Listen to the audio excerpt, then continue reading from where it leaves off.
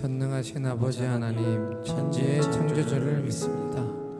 나는 그의 유일하신 아들 우리 주 예수 그리스도를 믿습니다. 그는 성령으로 잉태되어 동정녀 마리아에게서 나시고 본디오 빌라도에게 고난을 받아 십자가에 못 박혀 죽으시고 장사된 지 사흘 만에 죽은 자 가운데서 다시 살아나셨으며 하늘에 오르시어 전능하신 아버지 하나님 우편에 앉아 계시다가 거기로부터 살아있는 자와 죽은 자를 심판하러 오십니다. 나는 성령을 믿으며 거룩한 공교회와 성도의 교제와 죄를 용서받는 것과 몸의 부활과 영생을 믿습니다. 아멘.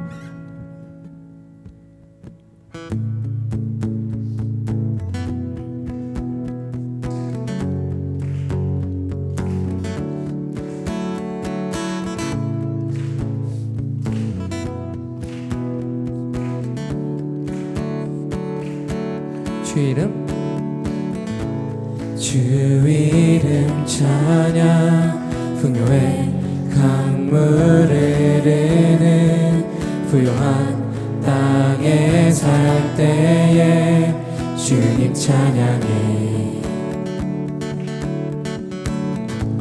주 이름 찬양 거칠은 광야와 같은 인생길 걸어갈 때도 주님 찬양해. 모든 축복 주신 주님 찬양하리. 어두운 날이 다가와도 나 외치리. 주의 이름을 찬양해. 주의 이름을 찬양해. 영화로운 주 이름 찬양. 주 이름 찬양. 주 이름 찬양. 햇살이 나를 비치고 만물이 새롭게 될 때 주님 찬양해. 주 이름 찬양. 가는 길 험할지라도 고통이 따를지라도 주님 찬양해. 모든 축복 주신 주님 찬양하리. 어두운 날이 다가와도 나는 모든 축복 주신 주님. 모든 축복 주신 주님 찬양하리. 어두운 날이 다가와도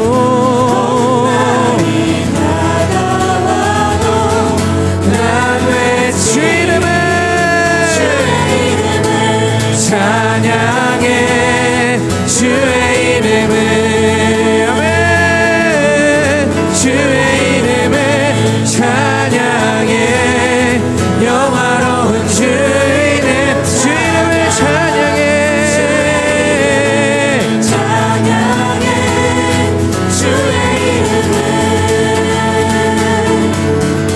주의 이름을 찬양해. 영화로운 주 이름 찬양. 주님은 주시며 주님은 찾으시네. 내 맘에 하는 말 주 찬양합니다. 주님은 주시며 주님은 찾으시네. 내 맘에 하는 말 주차. 우리 목소리 높여서 주님은 주시며 주님은 주시며 주님은 찾으시네. 내 맘에 하는 말 주 찬양. 우리 한 번 더 주님은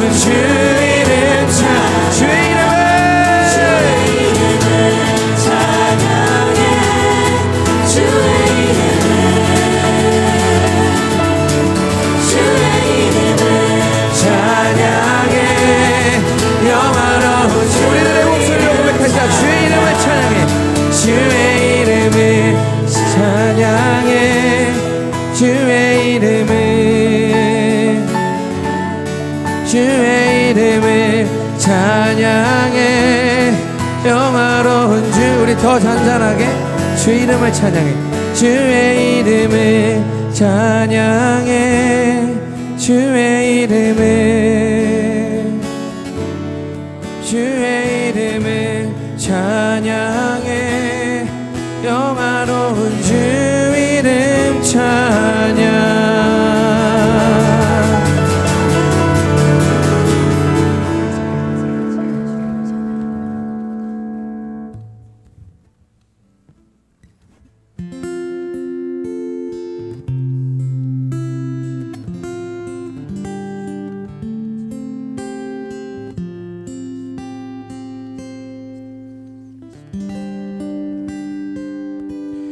나의 만족과 유익을 위해 가지려 했던 세상 일들 이제 모두 다 해로 여기고 주님을 위해 다 버리네. 내 안에 가장 귀한 것 주님을 알미라. 모든 것 되시며 의와 기쁨 되신 주 사랑합니다. 나의 만족과 유익을 위해, 나의 만족과 유익을 위해 가지려 했던 세상 일들 이제 모두 다 해로 여기고 주님을 위해 다 버리네. 내 안에 가장 귀한 것 주님을 알리라. 모든 것 되시며 의와 기쁨 되신 주 사랑합니다. 부활에는요, 부활에는요 체험하면서 주의 고난에 동참하고 주의 죽으심 본을 받아서 그의 생명에 참여하네. 내 안에 가장 귀한 것, 내 안에 가장 귀한 것 주님을 알리라. 모든 것 되시며 의와 기쁨 되신 주 사랑합니다. 내 안에 가장 귀한 것, 가장 귀한 것 주님을 알미라. 모든 것 되시며 의와 기쁨 되신 주 사랑합니다. 내 안에 가장 귀한 것, 내 안에 가장 귀한 것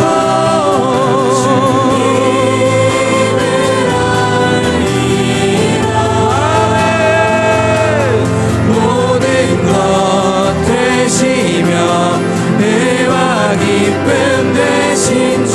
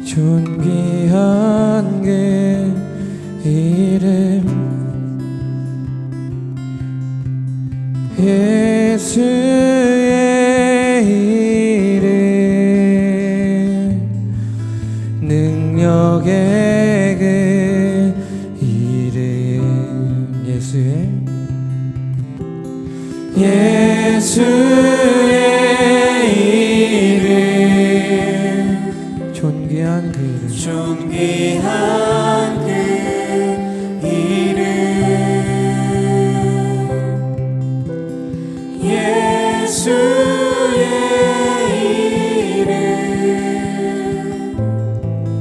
능력의 그 이름 내 안에 가장 귀한 것 주님을 압니다.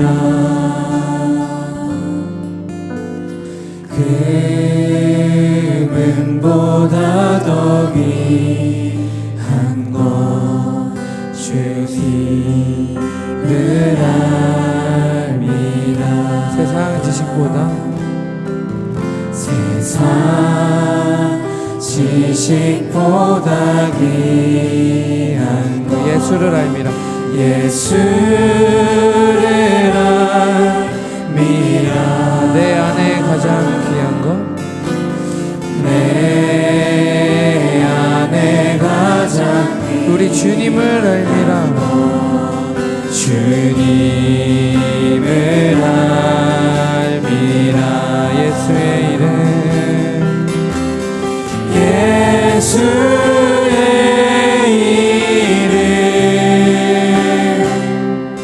존귀한 그 이름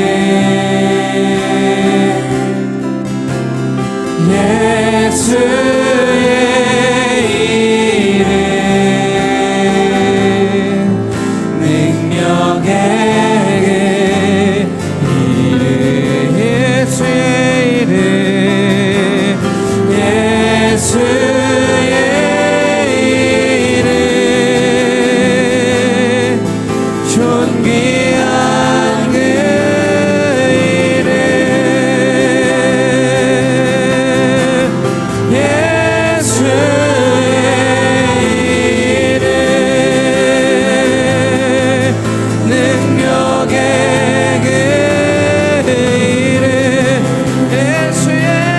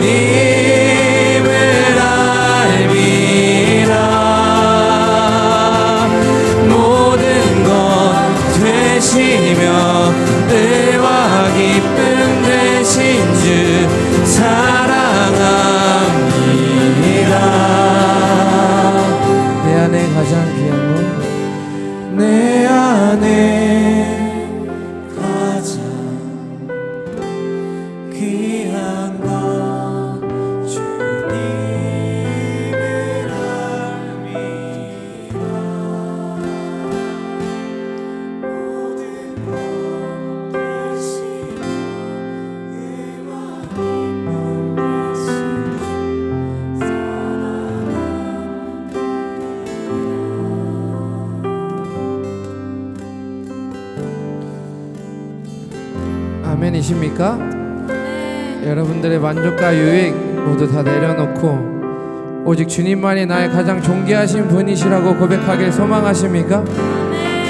우리 정말 그렇게 원하시는 분들은 우리 그 무엇보다도 간절한 마음을 우리 함께 고백하며 나아가길 소망합니다. 주님, 우리들이 찬양의 가사의 고백이 우리들의 삶의 고백이 되길 원합니다. 이것이 우리들이 진정한 주님을 향한 고백이 되길 원합니다. 우리들이 주님을 더욱더 알기 원하며 어제 그 신실하신 사랑 안에 우리들이 온전히 거하며 또 나 또한 아버지 하나님을 사랑한다고 우리들이 고백할 수 있는 우리들의 영혼이 될 수 있도록 주 오늘의 예배를 통하여서 주님 인도하여 주시옵소서. 우리에게 주님의 이름을 부르짖으며 기도하며 나아갑시다. 주여,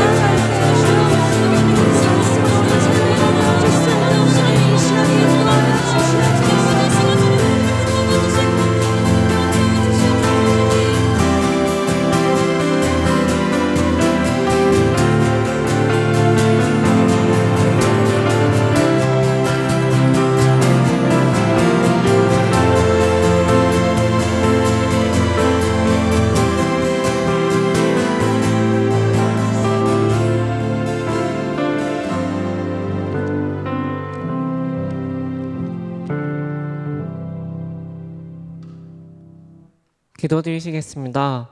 사랑이 많으신 하나님 아버지, 감사합니다. 복된 주일 함께 모여 하나님께 예배드릴 수 있는 은혜를 허락하여 주심에 감사드립니다.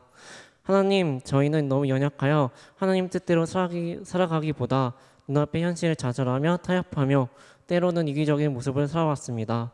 이런 저희 연약함을 긍휼히 여겨주시고 하나님께서 주시는 평안과 감사로 오늘을 살아갈 수 있는 믿음과 용기를 더하여 주시옵소서. 하나님, 이제 하반기 사역이 시작됩니다. 목사님과 장로님, 권사님, 집사님, 그리고 각 부서의 리더들이 맡겨진 사역을 감당해 나갈 때에 많은 풍파와 어려움이 있을지라도 그 모든 순간마다 함께하여 주시고 붙들어 주옵소서. 도와주시는 하나님을 신뢰하며 두려움보다 믿음으로 담대하게 하반기 사역을 감당할 수 있도록 힘과 지혜를 더하여 주옵소서. 또한 보이지 않는 곳에서 묵묵히 헌신하며 섬기는 모든 손길을 기억하여 주시고 하늘의 은혜와 위로로 풍성하게 채워주시옵소서. 이제 예배를 시작합니다. 말씀을 전하시는 목사님께 성령의 능력을 더하여 주시고 선포되는 말씀이 저희 청년들의 마음에 깊이 새겨져 삶의 변화와 결단으로 이어지게 하옵소서. 오늘 드려지는 모든 예배가 삶을 위한 이 시간이 아니라 하나님 홀로 기뻐 받으시는 예배가 되게 하시고 이 시간을 통해 하나님께 영광을 올려드리는 복된 예배가 되게 인도하여 주옵소서. 사랑이 많으신 우리 주 예수 그리스도의 이름으로 기도드립니다. 아멘.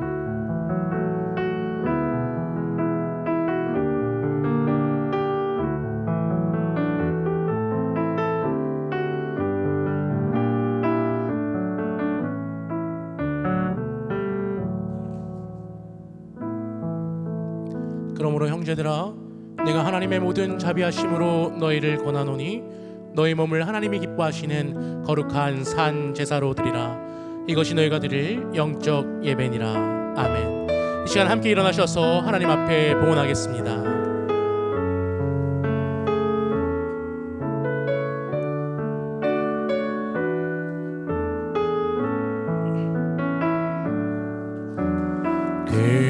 긁음은 없습니다. 눈물로 뿌린 씨앗들 세상을 뒤덮지 않아도 여전히 충분합니다.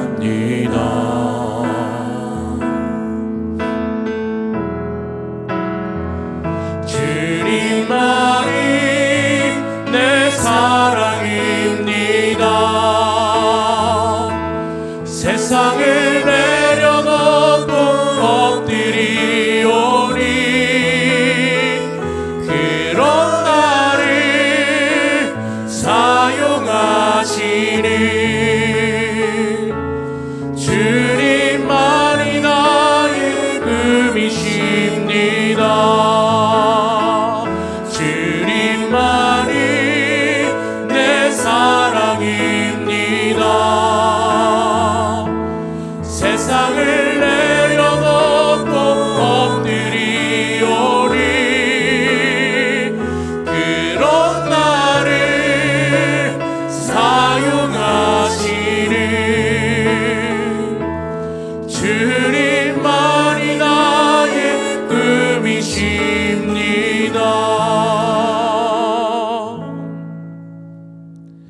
사랑과 은혜가 풍성하신 하나님 아버지, 오늘도 주님의 전에 나와 주의 청년들이 하나님 앞에 귀한 예물 드리러 나왔습니다.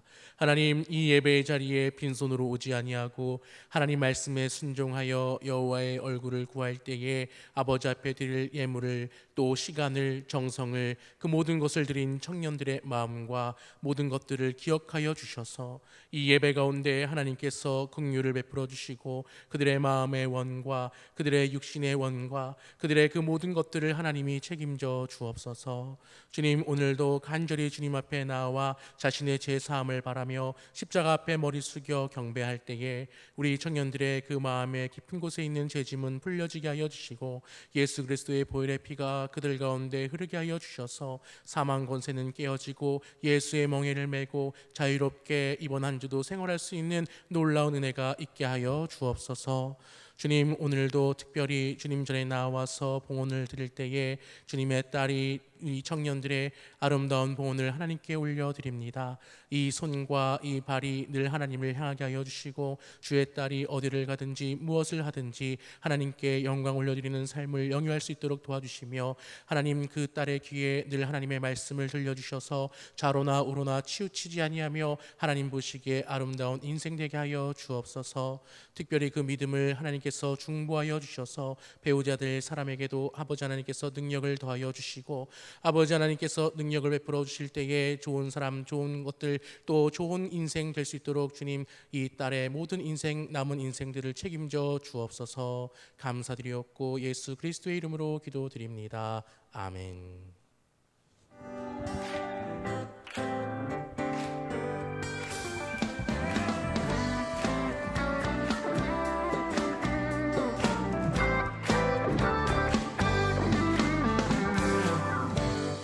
우리 걷는 길에 주의 사랑 늘 함께 하시네. 우리겐 두려움 없네. 주가 모든 걸 다 이루셨네. 우리 걷는 길에 한번 해봐. 아빠, 아빠, 아빠. 한 번 더. 아빠. 그렇지. 또. 아빠가 좋아, 엄마가 좋아? 우리는 매일 선택합니다. 일어날까? 조금 더 잘까? 뭘 먹을까? 뭘 입을까?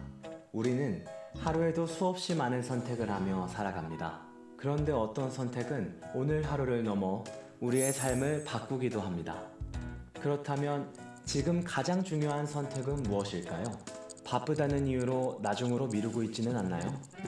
만나야 할 사람을 만나고 해야 할 일을 해내기 위해 우리는 매일 선택합니다. 그런데 정작 가장 중요한 만남은 자꾸 뒤로 미루고 있지는 않습니까? 이번 여름 우리에게는 다시 선택할 시간이 있습니다. 잠시 멈추고 하나님을 만나는 것, 그 만남을 선택하는 것. 제46회 산상집회 8월 16일부터 18일까지 노량진교회 본당에서 이번 산상집회는 주일 4시 오후 예배부터 시작됩니다.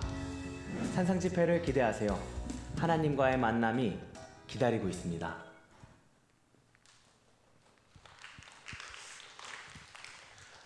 여름 수련회로 또 이렇게 은혜를 받았는데 또 교회에서 특별히 또 산상 집회가 기다리고 있습니다. 그래서 주일 오후 4시부터 시작되고 영락교회 담임 목사님께서 오시는데 오셔서 월화까지 집회를 인도해 주시는데 참여하셔서 또 은혜 받으시고 또 결단하시고 또 남은 하반기 또 사역을 또 인생을 이어갈 때 영적인 힘을 공급받으시기를 간절히 소망합니다. 이 시간 하나님 말씀 보겠습니다. 누가복음 22장 31절에서 34절까지 말씀입니다. 신약성경 누가복음 22장 31절에서 34절까지의 말씀, 다 찾으셨으면 우리 한 목소리로 함께 읽겠습니다. 시몬아 시몬아 보라, 사탄이 너희를 밀 까부르듯 하려고 요구하였으나 그러나 내가 너를 위하여 내 믿음이 떨어지지 않기를 기도하였노니 너는 돌이킨 후에 내 형제를 굳게 하라. 그가 말하되 주여 내가 주와 함께 오게도 죽는 데에도 가기를 각오하였나이다. 이르시되 베드로야 내가 내게 말하노니 오늘 닭 울기 전에 내가 3번 나를 모른다고 부인하리라 하시니라. 아멘.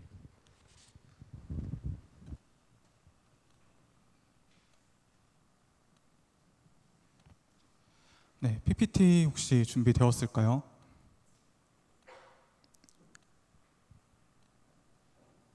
네, 여러분 마틴 스콜세지 감독의 잘 알려지지 않은 영화 중에 사일런스라는 작품이 있습니다. 엔도 슈샤쿠라는 일본의 작가의 동명의 소설 침묵을 영화화한 작품인데요. 네, 보시는 저 포스터의 내용입니다. 여러분, 이 소설은 가톨릭 선교사들을 통해서 일본에 처음 복음이 전해졌을 때의 그 실화를 배경으로 하고 있습니다. 영화는 제목 그대로 하나님의 침묵, 그것을 다루고 있는데요. 다시 이야기해서 박해와 순교의 시대를 그 배경으로 하고 있다라는 거예요. 안 보신 분들이 많을 것 같아서 먼저 줄거리를 짧게 설명드리고 설교를 시작하도록 하겠습니다. 네, 여기 처음 화면을 보시면 2명의 선교사가 있죠. 저 2명의 선교사가 로드리게스와 가루페입니다. 이 두 선교사가 일본으로 향하는 것으로 이 영화가 시작해요. 다음 화면입니다. 네, 이분은 이제 페레이라라는 선교사인데요. 이 선교사가 먼저 일본에서 선교를 하고 있었습니다. 하지만 이 선교사가 배교했다라는 소식이 들려옵니다. 자신의 스승이었던 페레이라가 배교했다라는 소식을 믿을 수 없었던 로드리게스와 가루페가 다음으로 일본 선교사로 자원을 하게 되죠. 네, 다음 화면이요. 그렇게 그들이 일본을 향해 가는 길에 잠시 중국을 거치는데요. 그 중국에 있던 선교사로부터 이 기치지로라는 사람을 길잡이로 소개받게 됩니다. 이 기치지로는 그의 가족들 함께 일본에서 기독교의 신자로 있다가 가족들은 순교를 당하고 이 기치지로는 배교한 다음에 중국에 도망쳐서 이제 폐인처럼 살아가는 사람이었어요. 근데 이 기치지로를 통해서 이제 로드리게스와 가루페가 함께 일본으로 들어가게 되는 거죠. 네, 다음 화면입니다. 네, 그들은 이제 일본에 가서 기독교 공동체를 만나게 됩니다. 그리고 그들에게 세례를 베풀고 복음을 전해요. 하지만 가톨릭 신부들이 왔다는 소문이 빠르게 퍼져나가게 되고 그 정부에서는 이들을 잡으러 오게 되죠. 그때 마을 사람들이 가루페와 로드리게스를 숨겨준 대신 먼저 잡히게 되는데요. 이때 그들에게 요구당했던 것이 후미에라는 거였어요. 여러분, 옆에 이제 화면을 보시면 그 일본의 옛 그림이 있는데 이 후미에라는 것이 어떤 거냐면 예수님의 얼굴이 새겨진 그 돌판을 밟고 지나가는 것을 의미합니다. 예수님의 얼굴을 밟고 그 예수님의 얼굴에 욕하는 자를 살려주겠다라고 이야기하는 거예요. 그를 통해서 그가 기독교 신자인지 아닌지를 구별해내는 방식이었습니다. 예수님의 얼굴을 밟고 욕하면 살려주겠다라는 그 말에 기치지로는 가장 먼저 후미에를 하고 풀려납니다. 하지만 다른 마을 사람들은 모두 그 제안을 거절하고요. 끔찍한 고문과 순교를 당하게 돼요. 그리고 이후에 로드리게스 역시 얼마 지나지 않아 이 기치지로의 고발로 인해서 붙잡히게 되는데요. 네, 다음 화면이요. 그때 그 기독교 박해를 주도하던 이노우에라는 사람을 만나게 됩니다. 근데 이 이노우에가 로드리게스에게 어떻게 이야기하냐면요. 자신이 선교사를 죽이는 것보다 선교사를 배교시키는 것이 훨씬 더 효과적인 방법이라는 것을 깨달았다라고 이야기해요. 그리고 끊임없이 이 로드리게스를 회유하고 협박합니다. 그 과정에서 로드리게스는 이제 페레이라 신부를 다시 만나게 되는데요. 저 두 번째 그림의 뒤에 있는 사람이 페레이라입니다. 그 페레이라가 일본식 이름을 얻고 또 일본인 아내를 얻어서 완전히 배교한 채 살아가는 그 모습을 보게 돼요. 그 스승의 모습에 로드리게스가 적잖은 충격을 받게 됩니다. 하지만 로드리게스 역시 이 페레이라의 전철을 따라가게 되죠. 로드리게스가 계속해서 배교를 거부하자 이노우에는 그를 직접 고문하는 대신에 다른 신자들을 로드리게스의 눈앞에서 고문하기 시작합니다. 그 가운데 이기지 못했던 로드리게스가 결국에 후미에를 하게 되고요. 그도 페레이라와 마찬가지로 일본식 이름과 일본인의 아내를 얻고 그 정부를 위해서 40년간 일하다 숨을 거두게 됩니다. 여러분, 제가 시간 관계상 아주 짧게 이 이야기를 요약했는데요. 여러분, 사실 이 영화는 상당히 많은 질문을 우리에게 던지고 있습니다. 신앙적인 질문도 너무나 중요하지만 영화를 보게 되면 우리는 한 명의 인물도 단편적인 시각으로 평가할 수 없음을 발견하게 되죠. 여러분, 사실 영화를 끝까지 보게 되면 이 로드리게스 역시도 배교했는지에 대해서 여러 대답을 하게 됩니다. 그런데 여러분, 제가 오늘 여러분과 나누고 싶은 인물은 이 로드리게스가 아닙니다. 네, 다음 화면, 그 다음 화면이요. 네, 제가 오늘 여러분과 나누고 싶은 인물은 이 기치지로라는 인물이에요. 여러분, 제가 로드리게스를 중심으로 이 줄거리를 소개하면서 이 기치지로를 잠깐 언급했습니다. 그는 순교를 선택하던 다른 사람들과 달리 너무나 쉽게 호미회를 하던 사람이었고요. 가장 먼저 배교하던 사람이었어요. 그리고 그때마다 로드리게스를 찾아와서 엉엉 울며 고해 성사를 요청합니다. 로드리게스조차 그런 기치지로를 보면서 환멸을 느끼기도 해요. 하지만 여러분, 영화의 마지막에서 우리는 이 기치지로를 다시 바라보게 됩니다. 다음 화면입니다. 외국에서 들어오는 수입품 중에 기독교적인 물건이 있는지를 이제 검수하던 로드리게스 앞에 기치지로가 다시 나타납니다. 그런데 우연히 이 기치지로의 목에 십자가 목걸이가 있다라는 것이 발각되게 돼요. 그래서 그렇게 기치지로가 병사들에 의해서 끌려가게 되는 아주 짧은 장면을 보여줍니다. 그렇다면 여러분, 이 짧은 장면을 통해서 감독이 우리에게 이야기하고자 했던 것은 과연 무엇일까요? 유혹 앞에서 수없이 실패하고 도망쳤던 이 기치지로이지만 그는 끝까지 신앙을 버리지 않았다라는 거예요. 하나님을 향한 믿음을 계속해서 간직하고 있었다라는 거죠. 즉, 작가는 로드리게스와 페레이라와 대조적인 인물로서 이 기치지로를 우리에게 보여주고 있다라는 것입니다. 여러분, 물론 이 기치지로의 행동이 옳았다라는 것은 아닙니다. 그의 배교를 정당화할 수도 없겠죠. 하지만 엔도 슈샤쿠가 기치지로를 통해서 말하고자 하는 핵심은 이런 것이 아닐까 생각합니다. 네, 다음 화면입니다. 초라하고 그의 나약한 모습에도 불구하고 반복해서 넘어지는 실패에도 불구하고 끊임없이 돌아오는 이 기치지로의 모습을 하나님께서는 믿음이라고 여겨주시지 않을까라는 거죠. 여러분, 어떻게 생각하시나요? 얼굴에 혼란스러운 표정들이 조금 보이는 것 같은데요. 저는 오늘 우리가 함께 읽었던 본문 또 성경에서도 동일한 질문을 마주하게 됩니다. 네, PPT 내려주셔도 됩니다. 우리는 성경에서도 이 기치지로와 꼭 닮아있는 한 사람을 발견하게 되죠. 바로 베드로입니다. 오늘 본문 33절을 보면 베드로가 예수님께 이렇게 고백해요. 주여, 내가 주와 함께 오게도 죽는 데에도 가기를 각오하였나이다. 여러분, 너무나 멋진 고백이지 않습니까? 이 고백만 놓고 보면 베드로에게 마치 굳건한 믿음이 있는 것 같고요. 순교의 결단이 있는 것 같습니다. 물론 저는 이때 베드로의 고백이 거짓이라고 생각하지 않습니다. 그는 정말 예수님을 사랑했고요. 그렇게 예수님과 함께 죽을 수 있다라는 확신이 가득했을 거예요. 하지만 여러분, 이때 베드로가 놓치고 있는 중요한 사실이 무엇입니까? 바로 인간의 의지와 결단은 우리의 생각만큼 그다지 강하지 않다라는 거죠. 여러분, 실제로 베드로의 각오는 그렇게 오래가지 못합니다. 예수님께서 잡히시던 밤에 주님과 함께 죽겠다라던 그 비장한 각오는 여정의 질문 앞에서 너무나 초라하게 무너져요.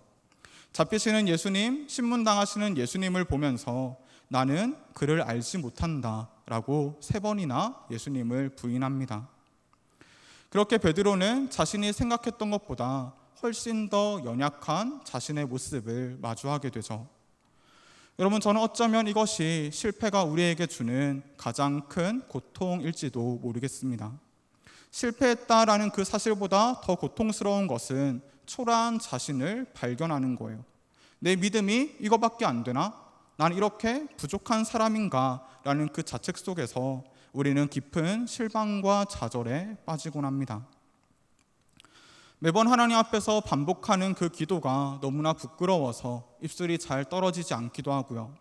성경의 말씀대로 살아가지 못한다는 그 죄책감 속에서 오히려 말씀을 펼치기가 어려울 때가 있습니다. 한 찬양의 가사처럼 이런 나도 하나님께서 사랑하실까라는 그 고민 속에서 자신 없이 예배의 자리로 나아올 때도 있죠. 여러분, 아마 그날 밤 베드로의 마음도 우리와 같은 마음이지 않았겠습니까? 그런데 여러분, 성경은 그 무너짐의 장면 속에서 너무나 중요한 사건 하나를 우리에게 들려주고 있습니다. 복음서는 하나같이 베드로가 3번째 부인하던 그 순간에 닭이 울었다라고 기록하죠. 그리고 그 울음소리를 듣고 베드로가 예수님의 말씀을 기억하며 통곡했다 이야기합니다. 하지만 오늘 본문이 있는 누가복음은 다른 복음서에 기록되지 않았던 하나의 장면을 우리에게 보여주고 있어요. 22장 61절의 말씀인데요. 우리가 이 말씀 같이 읽어보도록 하겠습니다. 함께 읽겠습니다. 주께서 돌이켜 베드로를 보시니 베드로가 주의 말씀 곧 오늘 닭 울기 전에 네가 3번 나를 부인하리라 하심이 생각나서. 아멘. 가장 숨고 싶었을 그 순간에 베드로는 주님과 눈이 마주칩니다. 성경은 그 시선의 의미를 우리에게 설명해 주지 않아요. 그러나 우리는 이 예수님의 시선이 실패한 제자를 향한 책망이 아니었음을 너무나 잘 알고 있습니다. 여러분, 우리가 이 시선이 그 사랑의 시선이었음을 확신할 수 있는 이유가 무엇입니까? 바로 그 시선이 떠올리게 만들었던 예수님의 말씀에서 우리는 그 답을 발견하게 되죠. 예수님과 마주쳤을 때 베드로가 떠올렸던 것은 자신을 부인하리라 라는 예수님의 예언만이 아니었습니다. 여러분, 61절과 마찬가지로 오늘 함께 읽었던 본문 31절과 32절 역시 오직 누가복음에만 기록되어 있는 말씀인데요. 우리가 마지막 만찬에서 베드로를 향해 하셨던 이 예수님의 말씀을 한 번 더 읽어보도록 하겠습니다. 함께 읽겠습니다. 시몬아 시몬아 보라, 사탄이 너희를 밀 까부르듯 하려고 요구하였으나 그러나 내가 너희를 위하여 내 믿음이 떨어지지 않기를 기도하였노니 너는 돌이킨 후에 내 형제를 굳게 하라. 아멘. 여러분, 예수님은 베드로의 실패를 이미 알고 계셨습니다. 그렇기에 베드로를 위해 기도하시는데요. 그 기도의 내용이 우리의 기대와는 조금 다릅니다. 여러분, 예수님의 기도는 베드로에게 시험이 사라지는 것이 아니었습니다. 사탄의 시험이 없기를 기도하지 않으셨고요. 베드로가 넘어지지 않기를 기도하시지 않았습니다. 대신 예수님의 기도는 곧 흔들리고 넘어질 그 베드로의 믿음을 지키시는 것이었죠. 그가 넘어지고 실패한 자리에서 일어나서 다시 돌이킬 수 있도록 기도하셨다라는 거예요. 여러분, 이것이 바로 부인하는 베드로의 이야기에 담겨 있는 가장 핵심적인 메시지입니다. 여러분, 사실 예수님께서 잡히시고 신문당하시던 그날 밤에 절망에 빠져있던 사람은 베드로 한 사람만이 아니었습니다. 가룟 유다 역시 유혹과 시험에 넘어간 자신을 책망했고요. 자신의 잘못을 되돌리기 위해 노력했었죠. 그러나 여러분, 그 넘어짐 후에 베드로와 유다에게 나타나는 가장 결정적인 차이가 무엇이었습니까? 유다는 실패의 자리에서 주님께로 돌아오지 않았습니다. 자신의 잘못을 스스로 해결하려 했고요. 그 시도가 실패하고 나자 결국 스스로를 심판하는 것으로 끝을 맺습니다. 하지만 여러분, 베드로는요, 자신의 초라한 모습 그대로 다시 주님께로 돌이킵니다. 설교를 시작하며 이야기했던 그 사일런스의 기치지로처럼 그 주님의 사랑을 신뢰하며 그 품으로 다시 돌아왔다라는 거죠. 여러분, 이것이 바로 성경이 들려주는 베드로의 반복된 모습입니다. 여러분, 베드로의 이름은 반석이라는 뜻인데요. 실제 베드로의 삶은 그 반석이라는 이름이 무색할 만큼 흔들림의 연속이었어요. 물론 우리는 이 사건 이후에 회복된 베드로의 모습을 잘 알고 있습니다. 그는 갈릴리에서 부활하신 예수님을 만나죠. 이때 예수님께서는 네가 나를 사랑하느냐라는 그 3번의 물음을 통해서 베드로를 다시 세우십니다.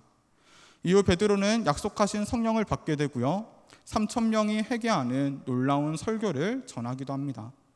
그런데 여러분, 그렇게 베드로는 이제 초대교회의 가장 중요한 지도자로 세워지게 되죠. 하지만 성경이 들려주는 베드로의 이야기는 여기서 끝나지 않는다라는 거예요. 갈라디아서 2장을 보면 바울이 베드로를 책망했던 사건이 기록되어 있는데요. 그 내용은 이렇습니다. 베드로가 안디옥에서 이방인과 함께 식사하고 있을 때였어요. 그때 이 예루살렘으로부터 할례를 주장하는 사람들이 올라오고 있다라는 소문을 듣습니다. 그런데 여러분, 그때 베드로가 어떻게 하냐면요, 그들을 두려워해서 슬그머니 그 식사 자리를 피했다라는 것입니다. 이처럼 베드로는 두려움 가운데 또 사람들의 시선 가운데 끊임없이 넘어지는 연약한 존재였습니다. 하지만 여러분, 놀라운 것은 마태복음 16장 18절을 보면 예수님께서는 바로 이러한 반석 위에 자신의 교회를 세우시겠다 말씀하신다라는 거죠. 여러분, 그 이유가 무엇일까요? 과연 예수님께서 바라보셨던 베드로의 모습은 무엇이었습니까? 여러분, 반복해서 이야기하지만 예수님께서 베드로를 통해 보셨던 것은 주와 함께 죽겠다라는 열정도 아니었고요, 흔들리지 않는 강력한 의지도 아니었습니다. 오히려 실패하고 무너진 그 자리에서 다시 하나님께로 돌이키는 힘, 예수님께서는 그것을 베드로의 믿음으로 여겨주셨다라는 거예요. 여러분, 오늘 우리는 수련회 이후 두 번째 주일을 함께 보내고 있습니다. 수련회 가운데 고백했던 결단과 또 우리의 마음들, 기도들이 있었을 텐데요. 여러분, 어떻게 그 마음들을 잘 이어가고 계십니까? 오늘 우리가 함께 예배를 시작하며 불렀던 그 찬양처럼 정말 내 안에 잘못된 것들, 잘못 채워진 것들을 다 내려놓고 다시 주님으로 채우는 시간을 여러분 보내고 있으신가요? 아니면 주님 앞에 내려놓기로 결단했던 욕심과 우상을 어느새 다시 붙잡고 있지는 않습니까? 어쩌면 우리는 수련회를 마친 겨우 2주의 시간 만에 흔들리는 자신을 발견했을지도 모르겠습니다. 그리고 그 모습에 실망하며 역시 나는 안 된다고, 내 믿음은 너무나 부족하다고 책망하고 있을지도 모르겠습니다. 하지만 여러분, 오늘 성경이 우리에게 들려주는 중요한 사실은 무엇입니까? 신앙의 핵심은 넘어지지 않는 것이 아니라 다시 돌아오는 것에 있다라는 사실이에요. 여러분, 저는 이것이 바로 성화의 핵심이라고 생각합니다. 여러분, 성화가 무엇이죠? 성화는 말 그대로 거룩하게 되어가는 변화를 의미해요. 조금 다르게 표현하자면 예수님을 닮아가는 모습을 의미합니다. 그런데 여러분, 그 거룩한 변화는 한순간에 완성되는 것이 아닙니다. 예수님을 믿는다고 해서 옛사람이 완전히 사라지고 우리가 거룩한 존재로 살아갈 수 있는 것이 아니에요. 예수님을 영접하고 나서도 우리는 계속해서 흔들리고요, 때로는 이전의 모습으로 되돌아가기도 합니다. 그러나 여러분, 이때 중요한 것은 우리의 방향과 우리의 중심을 잃어버리지 않는 것에 있습니다. 때로 우리가 잘못된 길을 행하더라도 다시 주님께로 돌이키는 거죠. 우리의 시선과 걸음이 주님을 향하고 있다면 그 반복되는 돌이킴 속에서 우리는 서서히 조금씩 예수님의 모습을 닮아가기 때문입니다. 흥미롭게도 초대교회가 들려주는 베드로의 마지막 이야기는 이러한 거룩한 변화, 성화의 모습을 아주 상징적으로 보여주고 있는 것 같아요. 성경에 기록된 이야기는 아니지만 2세기에 기록된 베드로 행전이라는 책이 있는데요, 거기서 베드로의 마지막 순교의 장면을 기록하고 있습니다. 바로 커바디스 도미네라는 이름으로 우리에게 너무나 잘 알려진 이야기죠. 여러분, 네로 황제의 박해가 로마를 휩쓸던 때의 이야기입니다. 성도들의 권유에 따라 당시 로마에 있던 베드로는 이제 로마를 피해서 도망을 가게 돼요. 그런데 로마를 벗어나는 길에서 그는 환상 중에 예수님을 바라보게 됩니다. 이때 베드로는 예수님의 모습을 보고 깜짝 놀라는데요, 예수님은 베드로의 반대 방향, 즉 로마를 향해 가고 계셨기 때문입니다. 그러자 예수님께 나아가 베드로가 묻습니다. 커바디스 도미네, 주여 어디로 가시나이까? 그러자 예수님께서 이렇게 대답하셨다고 합니다. 네가 버리고 떠난 양들을 위해서 내가 다시 십자가에 달리러 로마로 간다라고 말이죠. 그 말씀을 듣고 베드로가 즉시 돌이킵니다. 도망쳐 나왔던 로마를 향해서 그가 다시 나아가요. 그리고 그곳에서 예수님의 예언대로 십자가에 거꾸로 매달려 순교했다라고 초대교회는 베드로의 마지막 순간을 우리에게 들려주고 있습니다. 여러분, 저는 이 이야기에서 베드로가 몸을 돌이켜 로마로 다시 나아갔다라는 그 장면이 너무나 인상 깊게 들리는 것 같습니다. 안디옥에서 그는 사람들의 시선이 두려워서 이방인들과 함께하던 그 식탁의 자리에 도망쳤던 사람이었습니다. 하지만 이제는 죽음이 기다리고 있다는 사실을 너무나 잘 알면서도 그는 다시 형제들이 있는 그 로마를 향해 나아갑니다. 바로 여기서 오늘 우리는 짧게 지나쳤던 오늘 본문의 말씀을 다시 떠올리게 되죠. 너는 돌이킨 후에 내 형제를 굳게 하라 라는 예수님의 말씀을 기억하게 됩니다. 여러분, 이것이 바로 베드로를 돌이키셨던, 베드로를 붙드셨던 예수님의 명령이었습니다. 부활하신 예수님께서 베드로를 찾아오셨을 때도 예수님은 동일한 명령을 베드로에게 전하세요. 앞서 예수님께서 네가 나를 사랑하느냐라는 그 3번의 질문을 통해서 베드로를 다시 세우셨음을 이야기했는데요. 여러분, 이때 내가 주를 사랑하는 줄 주께서 아시나이다 라는 그 베드로의 고백에 예수님께서 뭐라고 응답하십니까? 내 양을 치라, 내 양을 먹이라 라는 것이 예수님의 명령이었습니다. 이처럼 예수님께서는 베드로를 다시 세우실 때 그에게 주셨던 사명은 언제나 한결같았다라는 거죠. 예수님의 뜻은 베드로 한 사람을 회복시키는 것에서 그치는 것이 아니라 흔들리는 사람들 곁으로 그를 다시 보내는 것에 있었다라는 사실입니다. 그리고 여러분, 베드로는 평생 이 사명을, 예수님의 명령을 잊지 않았던 것처럼 보입니다. 훗날 베드로는 박해와 고난 가운데 흔들리고 있던 성도들에게 한 편지를 쓰는데요. 그 편지의 마지막에서 이렇게 권면하고 있습니다. 우리가 베드로전서 5장 10절의 말씀 함께 읽어보도록 하겠습니다. 5장 10절 함께 읽겠습니다. 모든 은혜의 하나님 곧 그리스도 안에서 너희를 부르사 자기의 영원한 영광에 들어가게 하시니가 잠깐 고난을 당한 너희를 친히 온전하게 하시며 굳건하게 하시며 강하게 하시며 터를 견고하게 하시리라. 아멘. 여러분, 참 놀랍지 않습니까? 이것이 바로 베드로의 변화였습니다. 그는 뜨거운 열정과 자기의 확신을 고백하던 사람이었어요. 그런데 노년의 편지에서 베드로는 전혀 다른 고백을 남기고 있습니다. 자신의 열정과 의지가 아니라 하나님께서 친히 우리를 붙드시며 우리를 견고하게 하신다라는 거예요. 어쩌면 이것이 수많은 넘어짐과 돌이킴 속에서 그것을 경험했던 베드로가 형제들에게 들려줄 수 있었던 가장 깊은 신앙의 고백이었을지도 모르겠습니다. 그는 시험 가운데 흔들리지 말라 권면하지 않고요, 굳센 믿음으로 버텨내라 권면하지 않습니다. 대신 흔들렸던 자신을 붙드셨던 그 주님을 이제 너희가 바라보라 이야기합니다. 내가 너희를 위하여 내 믿음이 떨어지지 않기를 기도하였노니. 그날 밤 자신에게 들려주셨던 그 말씀처럼 이제 베드로도 흔들리는 시선을 그들을 붙들어 주시는 하나님께로 돌리고 있다라는 사실이죠. 여러분, 수련회가 끝나고 오늘 우리의 시선은 어디를 향하고 있습니까? 수련회에서 했던 결단이 얼마나 잘 지켜지고 있는지, 내가 얼마나 달라졌는지를 자꾸만 바라보고 있지는 않나요? 물론 여러분, 우리의 결단도 중요합니다. 넘어지지 않기 위해 애쓰는 노력도 필요하죠. 하지만 베드로가 자신의 삶을 통해서 깨달았던 것은 우리의 믿음이 또 우리의 노력만으로 완성되지 않는다라는 것입니다.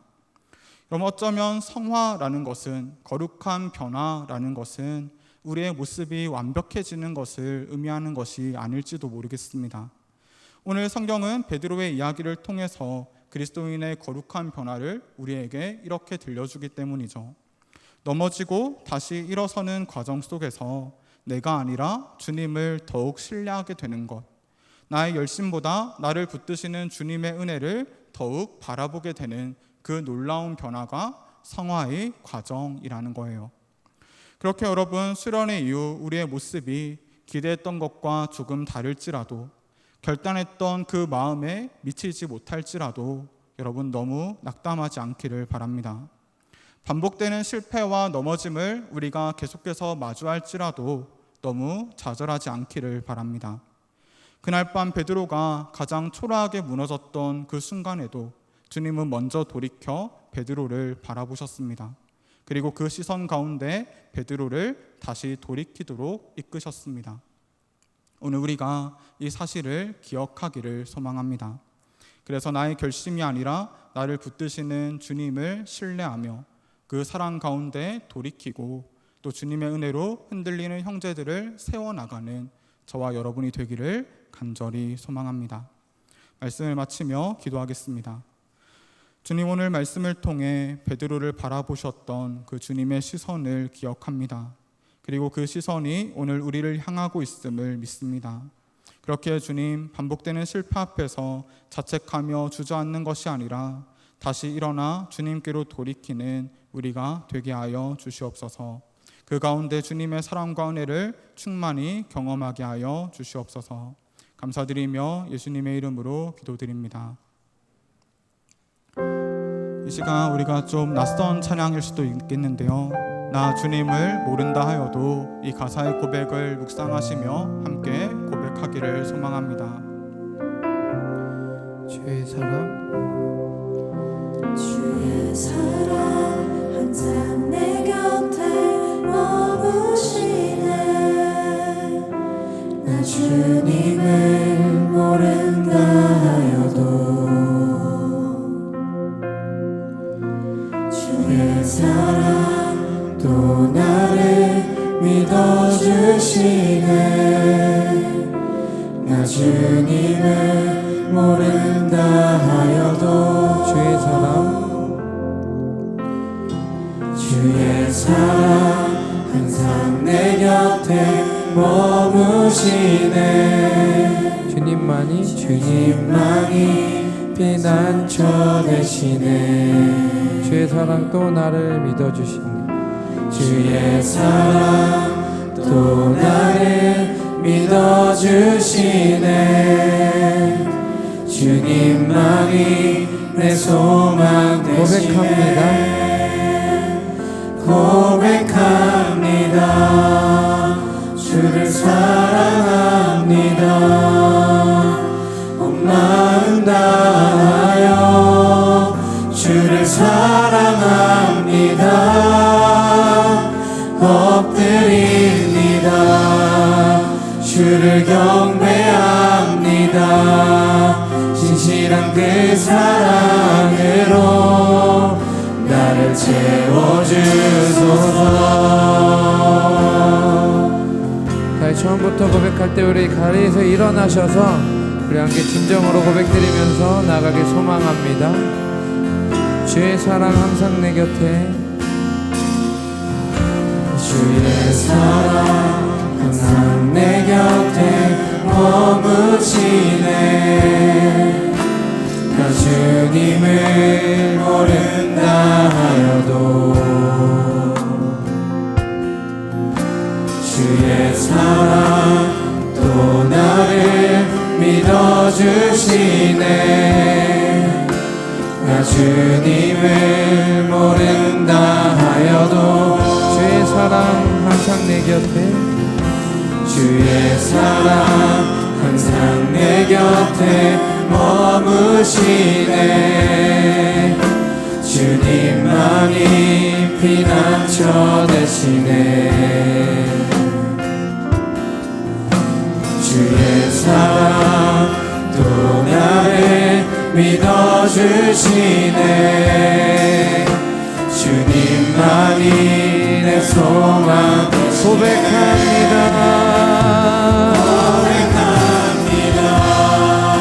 주를 사랑합니다. 온 마음 다하여 주를 사랑합니다. 엎드립니다. 주를 경배합니다.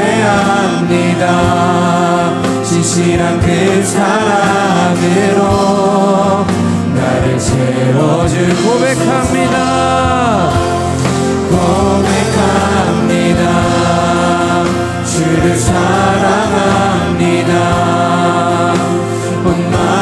다하여 주를 사랑합니다. 엎드립니다. 주를 경배합니다. 진실한 그 사랑으로 나를 채워주소서. 주의 사랑 날 주의 사랑 날 포기치 않네. 변함없으신 그 사랑 나도 주님을 놓지 않겠네. 부족한 입술로 주 찬양하리라. 주의 사랑 날 주의 사랑 날 포기치 않네.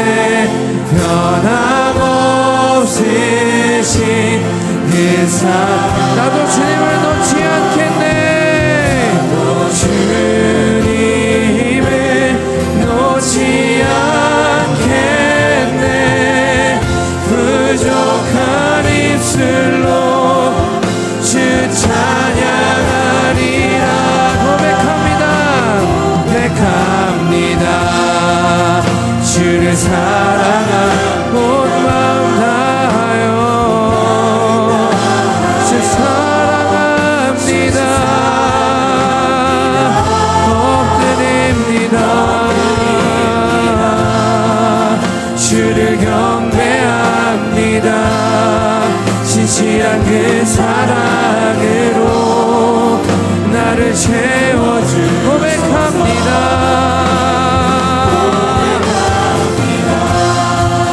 주를 사랑합니다.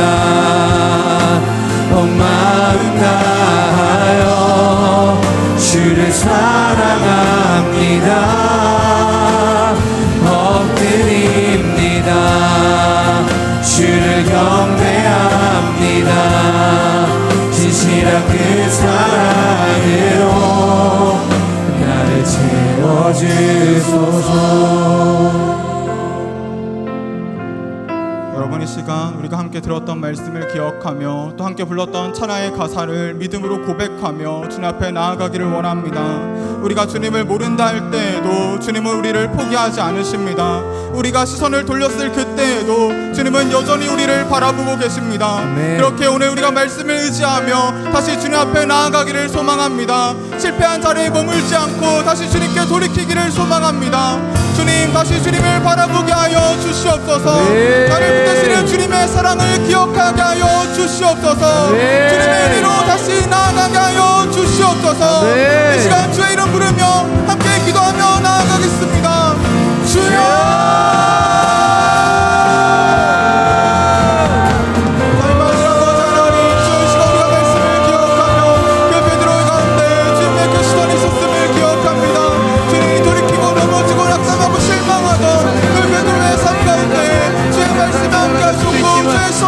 정말 중요한 것은 하나님 그럼에도 불구하고 아직 포기치 않냐며 그런 나의 아버지 하나님 연약함을 인정하고 아버지 하나님 앞에서 정말 다시 한번 주님의 은혜를 구하고 주의 사랑을 구하고 아버지에게 돌아가게 하여 주시는 나의 모습을 구합니다. 다시 한번 세워질 수 있도록 아버지 하나님 앞에 나의 삶을 다시 한번 답시하며 주의 아버지 하나님 앞에서 다시 한번 예배할 수 있는 나의 영혼을 세워주시옵소서. 기억하고 그 말씀을 기억하게 하여 주시고 여전히 우리의 말씀을 기억하게 하여 주셔서 주님 그 자리 가운데 다시 한번 주의 사랑을 기억하며 사랑합니다. 주님의 품 가운데 주를 사랑합니다. 엎드립니다. 주를 경배합니다. 진실한 그 사랑으로 나를 채워주소서. 고백합니다. 주 사랑합니다. 온 마음 다하여 주를 사랑합니다.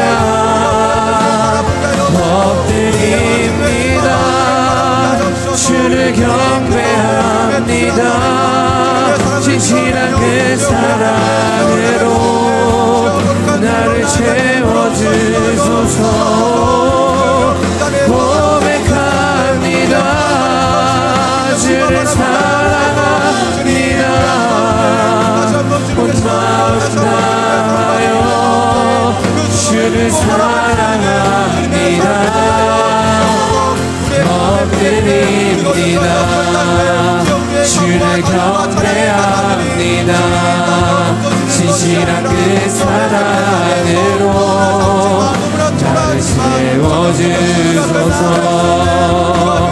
고백합니다. 주를 사랑합니다.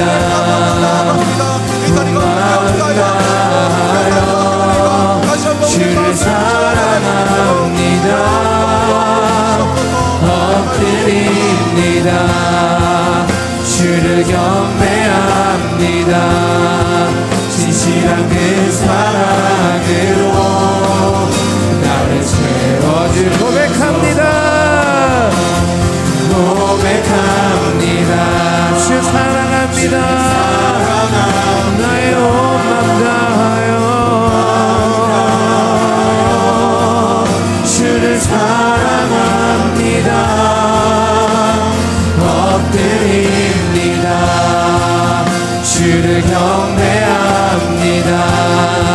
진실한 그 사랑으로 나를 채워주소서.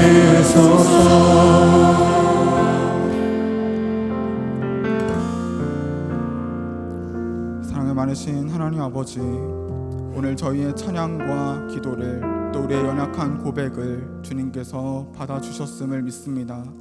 실패한 자리에서 다시 주님께로 돌이키기 원하는 저희의 고백을 받아주시고 주님의 품으로 나아가는 우리를 신실한 사랑으로 채워주시옵소서.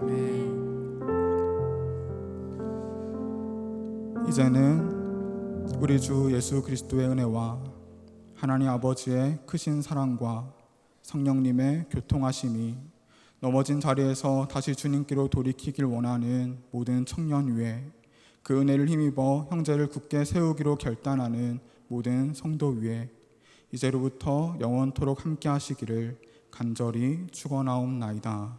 아멘.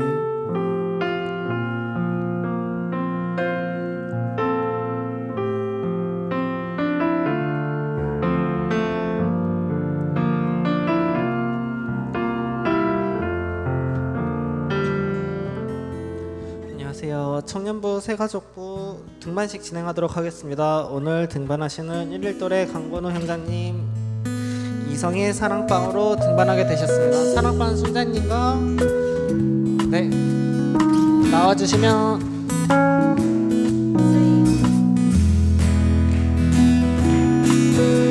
하나 둘 셋 넷. 오늘은 어떤 분들이 우리 가족이 됐을까? 그는 아름답게 뜨고 두 손을 한번 펴고. 우린 해치지 않아요. 우린 해치지 않아요. 어색할 수 있지만 언제나 우리 모두 당신을 축복할. 우리 가장 큰 목소리로 축복합니다. 이곳에서 가장 친한 당신을 축복해요. 이곳에서 가장 사랑스러운 당신을 사랑해요. 우린 해치지 않아요. 조금 어색할 수 있지만 언제나 우리 모두 당신을 축복할게요. 이 시간 건우 형제를 위해서 함께 기도하도록 하겠습니다. 사랑이 많으신 하나님 아버지, 새가족부 4주차의 과정을 마치고 이 청년부 공동체에 등반하게 된 건우 형제를 함께 축복하고 또 환영하게 하시니 감사합니다. 주님께서 보내신 이 공동체 가운데 신앙의 여정을 걸어갈 때 좋은 지체들 만나게 하셔서 하나의 공동체를 이루게 하시고 변함없으신 주님의 사랑을 기억하며 더욱더 성숙한 신학으로 나아갈 수 있는 건우 형제가 될 수 있도록 인도하여 주시옵소서. 감사드리며 예수님의 이름으로 기도드립니다. 아멘.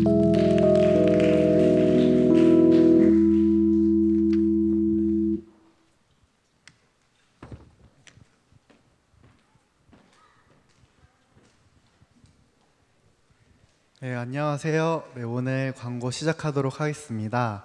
여러분들 아까 그 영상, 승규 형의 목소리가 나오는 영상 보셨죠?